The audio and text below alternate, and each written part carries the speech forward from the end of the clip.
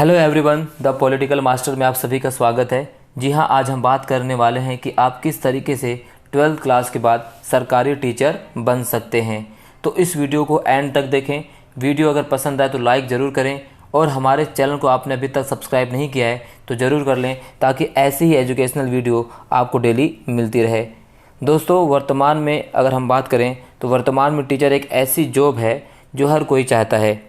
एक टीचर होना किसी के लिए भी बहुत गर्व की बात होती है। तो अगर आप टीचर बनना चाहते हैं लेकिन आपको उसके बारे में जानकारी नहीं है कि टीचर कैसे बने, टीचर बनने के लिए क्या करना होता है, बीएड कैसे करें, डीएलएड कैसे करें, इससे संबंधित सभी जानकारी दोस्तों आपको इस वीडियो में मिलने वाली है।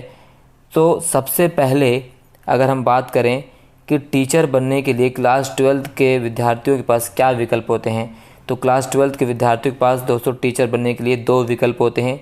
या तो वो डीएलएड कर लें, यानी डिप्लोमा कोर्सेज में दाखिला ले लें क्लास 12th के बाद, या बीएड में दाखिला लें। डिप्लोमा कोर्सेज दोस्तों 2 साल का है क्लास 12 के बाद, और इसमें एडमिशन के लिए क्लास 12th में जो है मेरिट बेस पे एडमिशन होते हैं, यानी 80 से 90% अगर आप हैं तो उसमें आपको एडमिशन मिल सकता है। इसके बाद आप डायरेक्ट में एडमिशन ले सकते हैं। वर्तमान की अगर हम बात करें दोस्तों, तो वर्तमान में किसी भी प्रकार के टीचर बनने के लिए अब बीएड को अनिवार्य कर दिया गया है। तो मेरी आप सभी को यही सलाह रहेगी कि आप डिप्लोमा कोर्सेज़ के बजाय आप बीएड करें, जो आपके लिए सही साबित होगा। तो चलिए हम बात करेंगे कि बीएड के में एडमिशन के लिए क्या योग्यता होनी चाहिए, कैसे एडमिशन प्राप्त कर सकते हैं, टॉप एंट्रेंस एग्ज़ाम कौन कौन से हैं बीएड के लिए, टॉप इंस्टीट्यूट कौन से हैं, फ़ीस कितनी होती है, और बीएड की जो दोस्तों कोर्स की अवधि वो कितनी होती है। सबसे पहले बात करते हैं दोस्तों बीएड की योग्यता के बारे में। बीएड में एडमिशन लेने के लिए छात्रों को कम से कम जो न्यूनतम योग्यता रखी गई है दोस्तों वह है क्लास 12th। यदि आप क्लास 12th पास आउट हैं और आपके अपने सब्जेक्ट में न्यूनतम 50% नंबर हैं तो आप बीएड के लिए अप्लाई कर सकते हैं। चाहे आप किसी भी स्ट्रीम से हों, आर्ट्स से हों, कॉमर्स से हो या साइंस से हो, चाहे आप किसी भी बोर्ड से पास आउट हों, स्टेट बोर्ड से हों या सीबीएसई बोर्ड से हों। क्लास 12th के बाद बीएड के जो ड्यूरेशन रखा गया है, जो अवधि रखी गई दोस्तों, वो 4 साल की है। यानी क्लास 12th के बाद जो भी बच्चे बीएड में अप्लाई करेंगे और उसमें पास हो जाएंगे तो उनके जो 4 साल का बीएड कोर्स करना होगा, ये डिग्री कोर्स होता है। इसके अलावा जो भी बच्चे ग्रेजुएशन के बाद बीएड करना चाहते हैं वो भी बीएड कर सकते हैं। उनके लिए बीएड कोर्स की जो अवधि दोस्तों वो 2 साल की रखी गई है। इसमें भी जो क्राइटेरिया है वो 50% अंक रखा गया है। यानी अगर आप बीए हैं, बीकॉम से करे हुए हैं, या बीएससी से आप ग्रेजुएट हैं, तो आपको कम से कम 50% अंक होने चाहिए ग्रेजुएशन में। और अगर आपके 50% अंक हैं तो आप बीएड के लिए अप्लाई कर सकते हैं। अब दोस्तों बीएड में एंट्रेंस एग्ज़ाम होता है, और अब अभ्यर्थियों के मन में सबसे पहले बात यही आती है कि बीएड कैसे करें। तो हम आपको बताते हैं दोस्तों, बीएड करने के लिए आपको सबसे पहले एक प्रवेश परीक्षा देनी होगी। उसके बाद एक काउंसलिंग में उम्मीदवार को उसके रैंक के अनुसार कॉलेज में एडमिशन मिलता है। बीएड करने के लिए दोस्तों बहुत सारे प्राइवेट और गवर्नमेंट महाविद्यालय मौजूद हैं। बीएड जो दोस्तों आपको किसी भी गवर्नमेंट महाविद्यालय से करनी चाहिए, क्योंकि उसमें फ़ीस कम लगती है। इसमें आपको अच्छे से आप बीएड कर सकते हैं। तो अब हम आपको बताते हैं बीएड आप कहाँ कहाँ से कर सकते हैं, कौन कौन सी जो यूनिवर्सिटीज़ है जो एंट्रेंस एग्ज़ाम निकालती है। तो सबसे पहले दोस्तों अगर हम बात करें तो इग्नू का जो एंट्रेंस एग्ज़ाम बीएड का दोस्तों वो जून जुलाई में इसका फॉर्म निकलता है, यहाँ पे आप अप्लाई कर सकते हैं। डीयूबी यानी दिल्ली यूनिवर्सिटी भी दोस्तों बीएड के एग्ज़ाम के लिए, बीएड एडमिशन के लिए एंट्रेंस एग्ज़ाम निकालती है, एंट्रेंस एग्ज़ाम फॉर्म निकालती है, वहाँ पर भी अप्लाई कर सकते हैं आप। Chandigarh BEd entrance exam, Maharashtra BEd entrance exam, common entrance exam दोस्तों है एक है इंद्रप्रस्थ यूनिवर्सिटी। तो ये दोस्तों कुछ मेन यूनिवर्सिटीज़ हैं जो एंट्रेंस एग्ज़ाम का आयोजन करती हैं और एंट्रेंस एग्ज़ाम करवाती हैं। इसको क्लियर करने के बाद दोस्तों आपको मेरिट के आधार पर कॉलेज मिलेगा। अगर आप अच्छे मेरिट लिस्ट में आते हैं तो आपको अच्छा गवर्नमेंट कॉलेज मिलेगा, जहाँ आपको फ़ीस भी कम लगेगी। परीक्षा दोस्तों जो है आमतौर पर जून जुलाई में आयोजित की जाती है, और इसमें कुछ राज्यों में जो है अंग्रेजी, जनरल नॉलेज है ना, अंकगणित, शिक्षण क्षमता और स्थानीय भाषा के बारे में प्रश्न शामिल किए जाते हैं। इस एंट्रेंस एग्ज़ाम में अलग अलग हो सकते हैं, राइट। अब बात करते हैं दोस्तों कि इंट्रेंस एग्ज़ाम का सिलेबस क्या होता है दोस्तों। जैसे मैं आपको सिलेबस बता दिया था कि इसमें मैथमेटिक्स शामिल होती है, मेंटल एबिलिटी टेस्ट शामिल होता है, जनरल नॉलेज और करंट अफेयर्स, लैंग्वेज एबिलिटी और टीचिंग प्रोफिशिएंसी को शामिल किया जाता है। यानी कुल मिलाकर देखा जाए तो एक जो कंप्लीट पैकेज तैयार किया जाता है वो 100 नंबर का दोस्तों पेपर होता है। इसमें आपको ऑब्जेक्टिव प्रश्न पूछे जाते हैं, जिसमें जितना अच्छी आपकी रैंक आएगी उतना ही अच्छा आपको कॉलेज मिलेगा और उतनी कम आपको फीस लगेगी। अब बात करते हैं कि कौन कौन से ऐसे टॉप बीएड इंस्टीट्यूट हैं जो बीएड करवाते हैं दोस्तों अलग से। इसमें लवली प्रोफेशनल यूनिवर्सिटी है जो जालंधर में है, अमेठी यूनिवर्सिटी लखनऊ और उत्तर प्रदेश भी करवाते हैं दोस्तों, ICFAI university Dehradun, DAV college Kanpur. इसके अलावा government college of education Chandigarh, IGNOU और दिल्ली, ये वो इंस्टीट्यूट हैं दोस्तों जो बीएड का एंट्रेंस एग्ज़ाम करवाते हैं और जहाँ बीएड होता है। अब हम बात करते हैं दोस्तों, चलिए अब हमने बीएड की परीक्षा भी पास कर ली, अब फ़ीस कितनी होती है बीएड के गवर्नमेंट कॉलेज की। तो दोस्तों बीएड की गवर्नमेंट कॉलेज की फ़ीस जो अमूमन दोस्तों 2021 की अगर हम बात करें तो ये जो है दोस्तों 50,000 से 60,000 तक हो सकती है। अगर इसी तरह हम प्राइवेट इंस्टीट्यूट की बात करें तो ये 3 लाख से 2.5 लाख या 2.5 लाख से 3.5 लाख के आसपास हो सकती है गवर्नमेंट प्राइवेट कॉलेज की।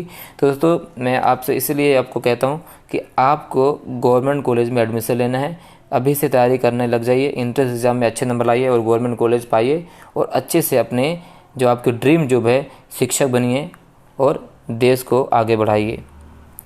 अब अगर हम बात करें दोस्तों बीएड करने के बाद क्या विकल्प होता है हमारे पास, तो दोस्तों बीएड करने के बाद हम टीचर बन सकते हैं। और टीचर कितने प्रकार के होते हैं, सबसे पहले आपको पता है कि प्राइमरी टीचर होते हैं, दूसरा टीजीटी जिसे हम ट्रेंड ग्रेजुएट टीचर कहते हैं, तीसरे प्रकार जो टीचर होते हैं दोस्तों वो होता है पोस्ट ग्रेजुएट टीचर। या आप सभी इन सभी के बारे में आपने स्कूलों में देखा ही होगा।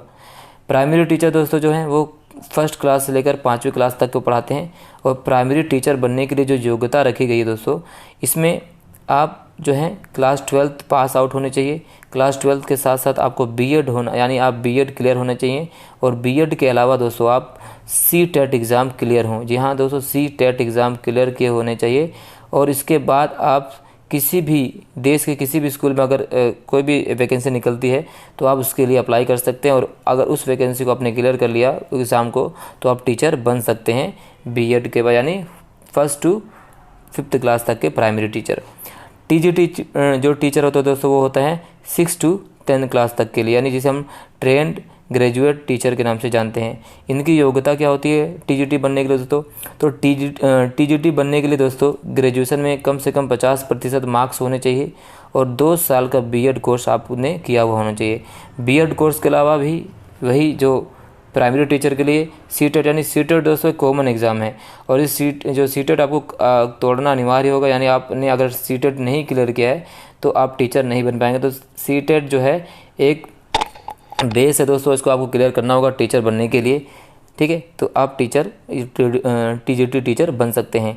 इसके अलावा जो टीचर दोस्तों वो है PGT, यानी post graduate teacher. Post graduate teacher बनने के जो बनेंगे दोस्तों वो क्लास 11th और 12th क्लास के बच्चों को पढ़ाते हैं। और क्लास 11th और 12th क्लास की जो योग्यता होती है पढ़ाने वाले टीचर की, उनकी योग्यता क्या होती है पोस्ट ग्रेजुएट में कम से कम 50% मार्क, 1 साल का जो बीएड होना चाहिए। इसके अलावा CTET, जैसे मैंने आपको कहा कि CTET जो है क्वालिफाई होना चाहिए, चाहे वो CTET हो चाहे STET हो दोस्तों, ठीक है। वो क्लियर होने के बाद अगर सरकार द्वारा वैकेंसी आती है तो सरकार द्वारा निकाली गई वैकेंसी में हम दाखिला यानी प्रवेश लेकर परीक्षा में बैठकर उसे क्लियर कर टीचर बन सकते हैं। अब हम बात करते हैं दोस्तों टेट क्या होता है। टेट दोस्तों एक प्रकार का कॉमन टीचर टेस्ट होते हैं, यानी टीचर एलिजिबिलिटी टेस्ट होता है। टेट 2 प्रकार का होता है, एक को हम STET कहते हैं, एक को CTET कहते हैं। तो हर साल टेट और CTET की परीक्षा का आयोजन होता है। CTET दोस्तों जो केंद्र सरकार का द्वारा आयोजन करवाई जाती है ना, ये सेंट्रल लेवल पर होता है। और STET दोस्तों जो है वो स्टेट सरकार द्वारा आयोजन किया जाता है। या इसमें यानी UP टेट हो गया दोस्तों, बिहार टेट हो गया, हरियाणा टेट हो गया। अगर आपने CTET क्लियर किया है तो आप भारत के किसी भी स्कूल में अप्लाई कर सकते हैं शिक्षक के लिए वैकेंसी आई है। तो अगर आपने एस टेट क्लियर किया हुआ है तो दोस्तों आप उस स्पेशल स्टेट यानी मान लेते हैं आपने यूपी टेट क्लियर किया है तो आप यूपी टेट में एग्ज़ाम दे सकते हैं और शिक्षक बन सकते हैं। अगर आपने बिहार टेट को क्लियर किया है तो आप बिहार सरकार द्वारा निकाली गई स्कूली की वैकेंसी में आप अप्लाई करके और परीक्षा पास करके आप टीचर बन सकते हैं। ठीक है, ये तो टोटल कुल जानकारी रही दोस्तों टीचर बनने की। यानी बीएड करने के बाद भी आपको टेट क्लियर करना होगा। टेट क्लियर करना अनिवार्य कर दिया गया है 2011 से, क्योंकि जो है टेट जो बच्चे नहीं करते थे, ऐसा देखा गया था कि जो टीचर जो है जिस क्लास के बच्चों को पढ़ा रहे हैं उन टीचरों को उन्हीं क्लास के बच्चों की चीज़ें नहीं आ रही थी। इसीलिए दोस्तों टेट को अनिवार्य कर दिया गया ताकि जो टीचर जो है वो एलिजिबल हो और सही प्रकार के अपने बच्चों को टीच कर सके। क्योंकि हमने हमारे द्वारा अपने भी बहुत सारी ऐसी खबर देखी होगी जहाँ पर टीचर क्लास 6th को पढ़ा रहा है लेकिन उसे ही उसके बारे में इतनी ज़्यादा नॉलेज नहीं थी। इसीलिए टेट को अब क्या कर दिया गया दोस्तों, अनिवार्य कर दिया गया है ना। अब और देख लेते हैं कि टेट कर यानी बीएड आपने कर लिया है, टेट पास होने के बाद तो मैंने कहा जैसे आपको टीचर के जो वैकेंसी सरकार द्वारा निकाली जाती है आप उसमें भर्ती ले सकते हैं, चाहे वो केंद्र सरकार की हो। केंद्र सरकार की वैकेंसी आप दाखिला भर सकते हैं चाहे आपने सी टेट क्लियर किया हो। अगर आपने एस टेट क्लियर किया हुआ है तो आप राज्य सरकार की वैकेंसी को भर सकते हैं और जॉब प्राप्त कर सकते हैं, राइट। इसके अलावा जॉब कौन कौन सी हो सकती है दोस्तों, तो आप सरकारी स्कूलों में शिक्षक लग सकते हैं, निजी स्कूलों में भी शिक्षक लग सकते हैं। इसके अलावा प्रशासक बन सकते हैं, राइट, सहायक डीन बन सकते हैं, सामग्री लेखक बन सकते हैं, सलाहकार बन सकते हैं। ऐसी बहुत सी जॉब है जो आप कर सकते हैं बीएड करने के बाद। तो दोस्तों आज के इस वीडियो में बस इतना ही।